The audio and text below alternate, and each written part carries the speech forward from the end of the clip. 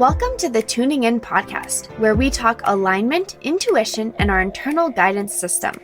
We cover woo-woo topics in an approachable and practical way. I'm your host, Dana Evans of Alignful.com.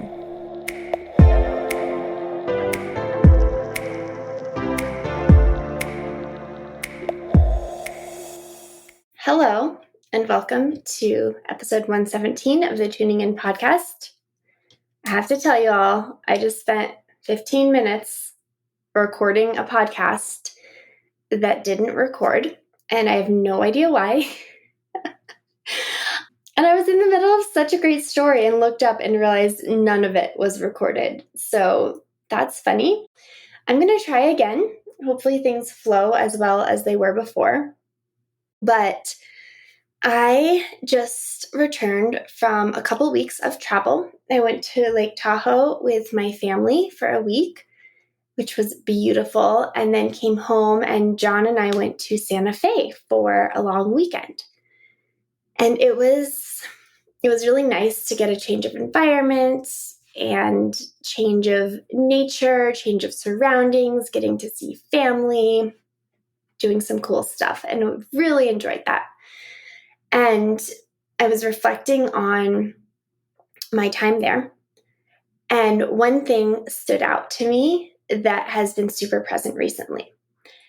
And I'll share this with you in the form of a story. So I am a coach for James Wedmore in his Business by Design online business program. And he's a wonderful mentor and wonderful coach, really tapped into the bigger perspective on life. And I really appreciate our coaches' training calls because I always take away and walk away with so much value and insight. And one thing he said on this most recent call was he has seen so much growth in each of us coaches over our time, basically working with him over about 3 years now. And he said, I hope you all see your own growth as well, because as humans, as cellular beings, we're here to grow and evolve. And I'm sharing this with you now. When I speak to inner voices, and when you ask like, oh, inner voice, what's my purpose, right? A lot of clients, they're like just wanting to know like what they're supposed to be doing here, right? And they want their inner voice to give them the magical answer. But what the inner voice is often going to say is not what your purpose is to do, but it's your purpose to be. You're here to be. You're here to explore. You're here to, taste the rainbow of experiences and sample all of the emotional frequencies. And you're here to play. And you're here to grow and evolve. You have soul contracts and soul lessons, right? And soul connections. And that's what we're here to do. And that's a much grander perspective. But part of that is growth. And I don't know about you all, but for me, when I'm feeling stagnant, when I feel like I'm not growing, it feels really challenging. I end up feeling a little hopeless, despair, frustration, annoyance. Like it's just not a great place for me to be in when I don't feel like I'm growing and evolving, which has happened to me even recently. I'm like, oh, what am I doing with my life, right? That's the question that I've posed to my magical morning partner, Candace, like, what am I doing with my life? Maybe you've asked similar questions to yourself.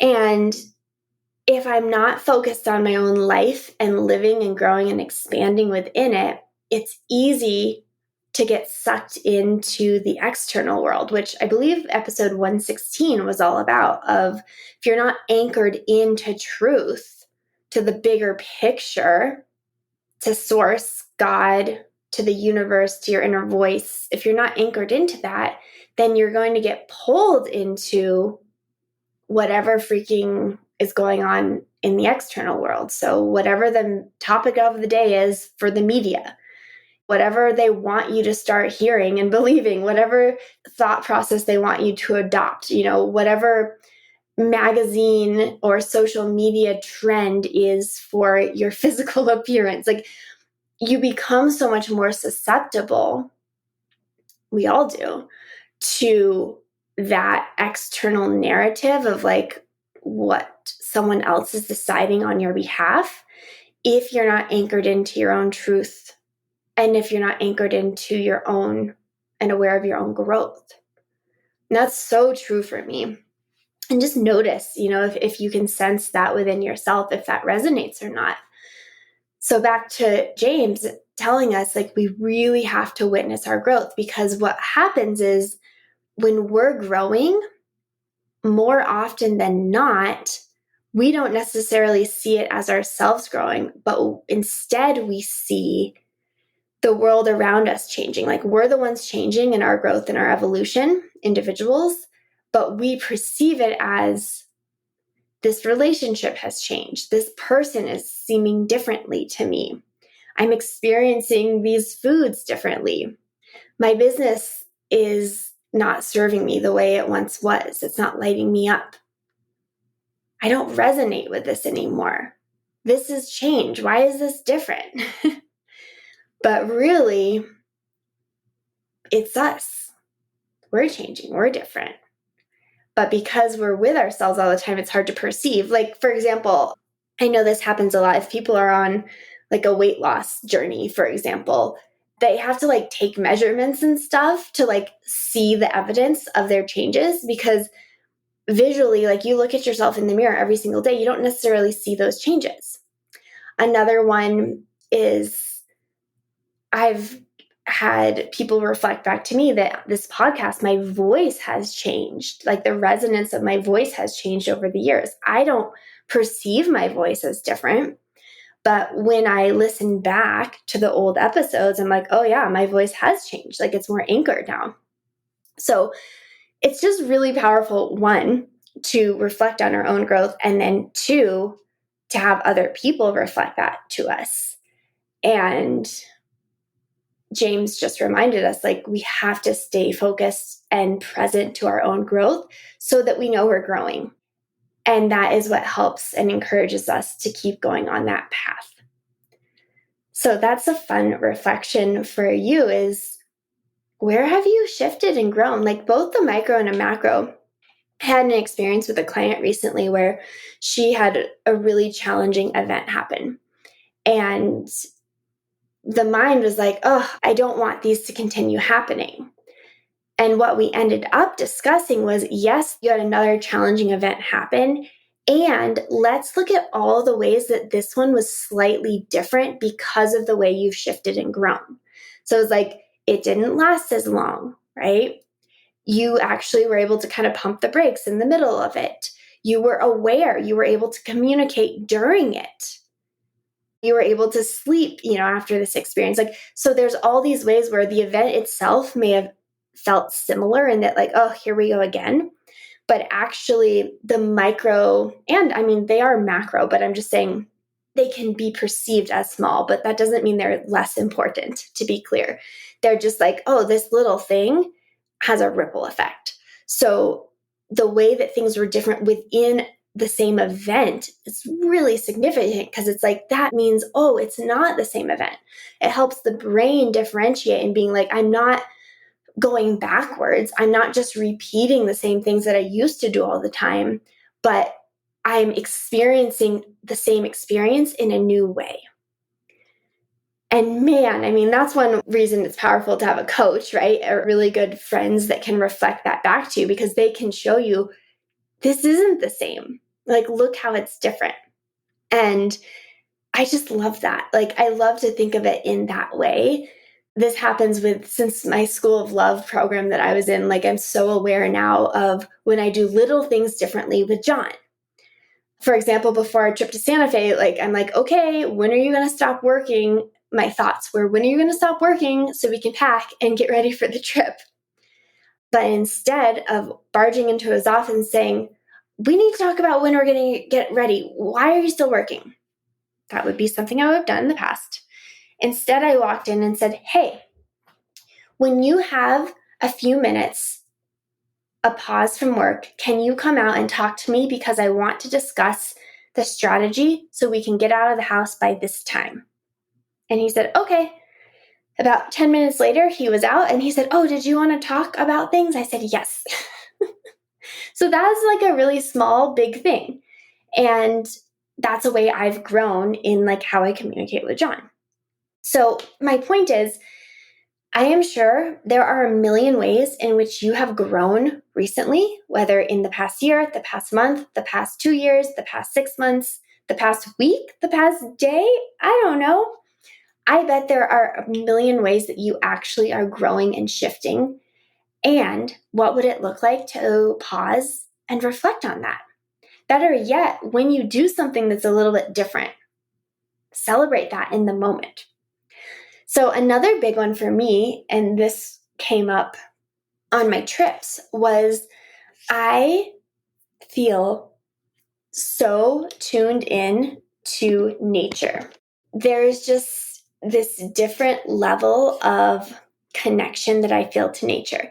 Now, the interesting thing actually is that I've gone through this phase a few times, and it is one of the phases that I talk about as it relates to my clients who work with me in the Insight one-to-one coaching program, because you do go through these different phases of growth and expansion.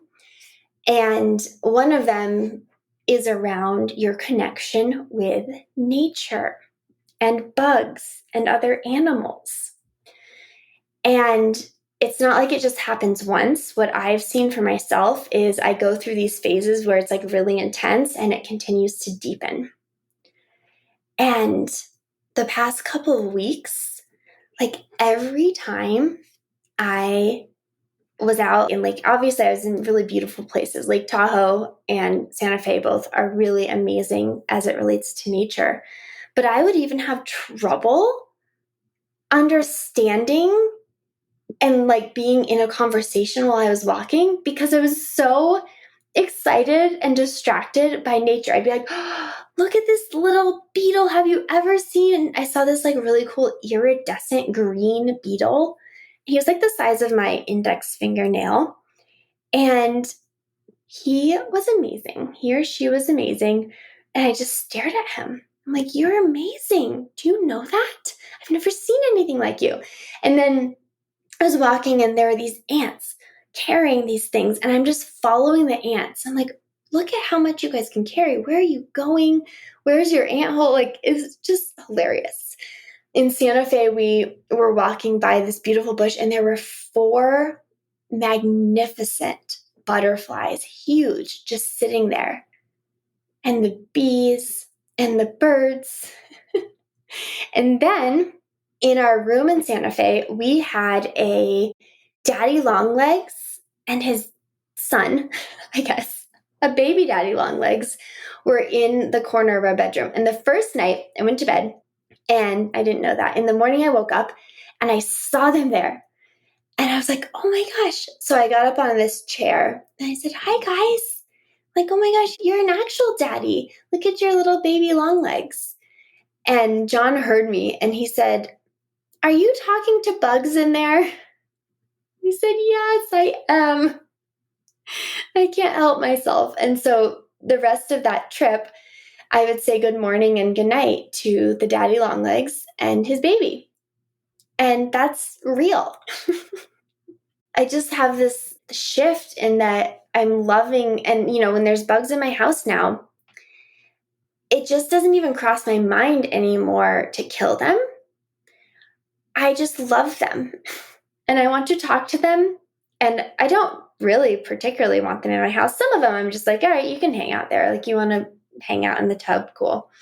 But for the most part, I'm like, "Oh, okay, thanks for coming, but really we want you to live outside, so I have to capture them, move them outside." But this is such a big change, and it doesn't come from "I'm going to do better and I'm better now and I don't kill bugs," right? That's a very egoic messaging. And I think the ego could get involved, even hearing me tell this story and be like, "Okay, I'm going to do better. I'm not going to kill bugs either." No, that is not the point of this that I'm sharing it with you.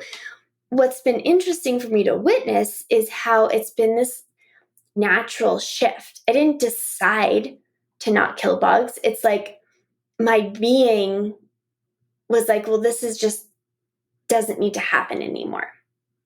And now, granted, I actually had a dream last night where I found this, it was this, I moved something in my house and there was this hole and all of these red tiny spiders were like pooling out of it. And I was like, what do I do?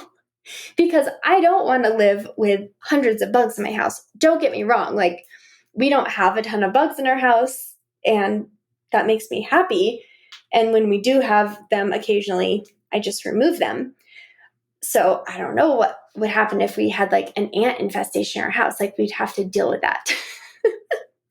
But I thought of this funny story, which is when I was younger, I was terrified of spiders. And my parents' house, we did have quite a lot of bugs. We were more out in the woods and we had a lot of spiders.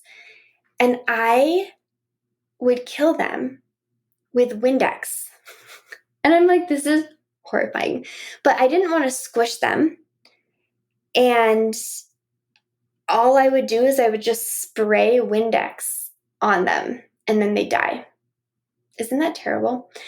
I feel kind of badly about it now. Like, that's probably a terrible way for them. That was a terrible death. Like, I should have just flushed them down the toilet or squashed them or released them.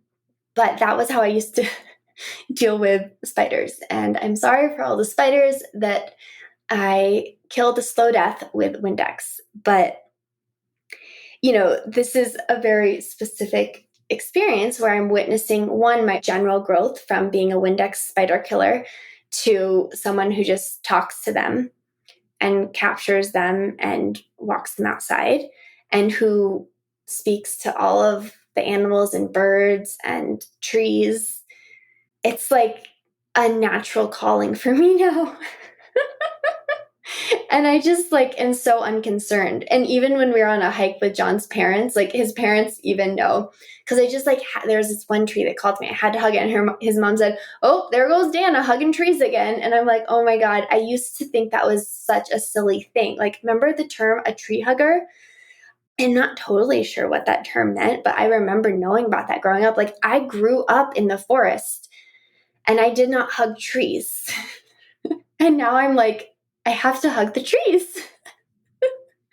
So that's a really fun reflection I've had. Now, this has definitely been over the past couple of years that this has evolved.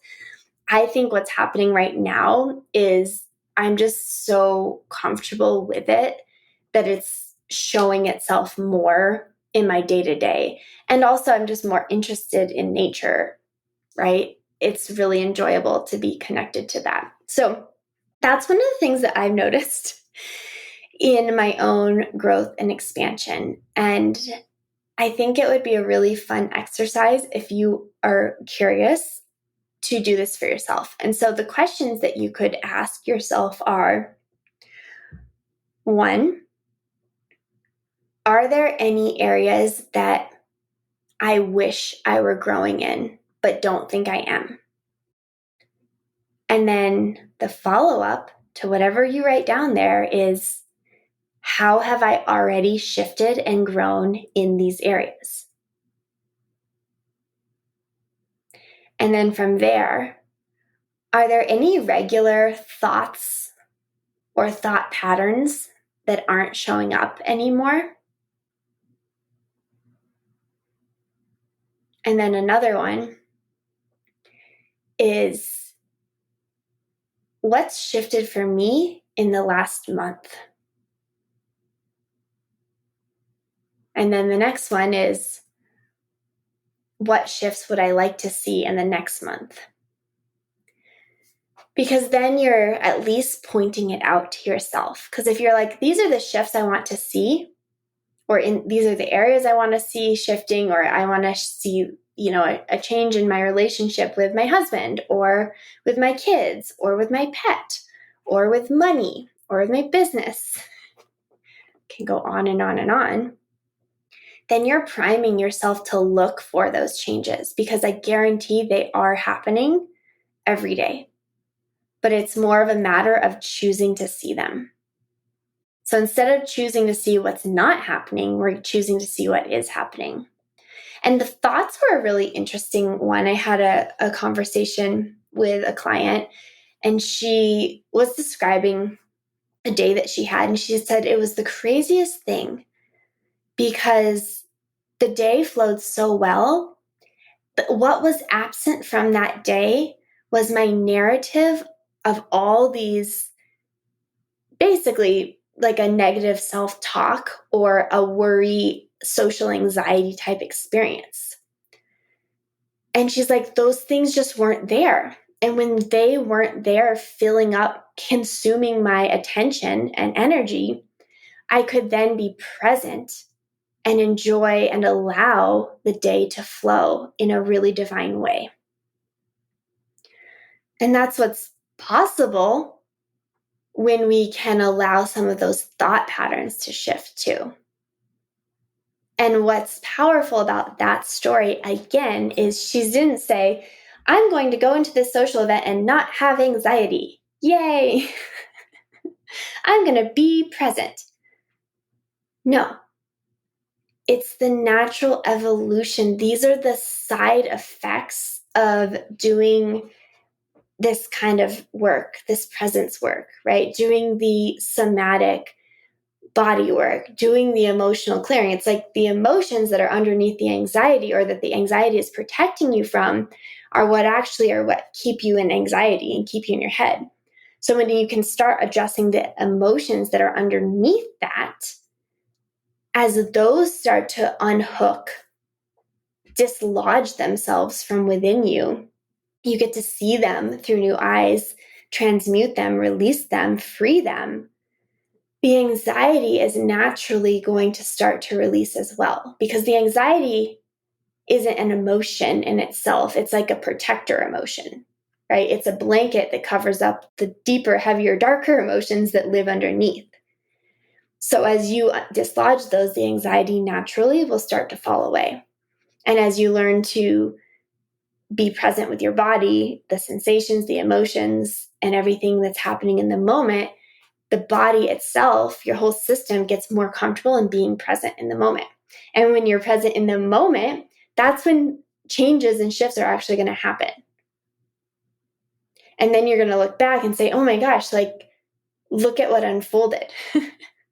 And that's why I think part of me has been so called to nature and bugs and animals, because they invite you to be present. So how powerful to be distracted by the ant walking across the sidewalk instead of distracted by 10,000 things on your phone that are pulling you literally away from your now, right? Your phone is like pulls you away. Like everything that's happening on your phone isn't here, but the ant is like right at your feet. I think that's what's going on. Those are just my reflections. So anyway, if you want to play, allow those questions to unfold and see what happens from there, and see if you start to notice more growth and more shifts because you're simply choosing to notice them. And as you notice the growths and shifts, that's actually going to feed your brain and make it feel encouraged and excited about the growths and shifts that you're seeing. And that's going to basically light the way for more of that to happen. With that, thank you as always for tuning in. I have some really big shares that I'm not quite ready to release, but stay tuned because definitely I have a couple fun announcements that will be coming out on the podcast. And if there's anything else that you want to hear me talk about, definitely let me know. If you're interested in one-to-one work and dislodging those deep, unprocessed, heavy emotions that are being guarded by ongoing anxiety and fear and worry, please, I am here for it. I am your person. We can get through that. Believe me, you do not have to live in a state of constant anxiety. Like, you don't even have to manage your anxiety. When we dislodge these deep, heavy emotions underneath, the anxiety naturally starts to loosen its grip on you. And that is possible. I have seen it over and over and over in clients and with myself. And I would love for you to experience that freedom as well. So I'll put the link below if you're interested in a single emotional clearing session or to work deeper with me this fall. Have a beautiful day. Thank you.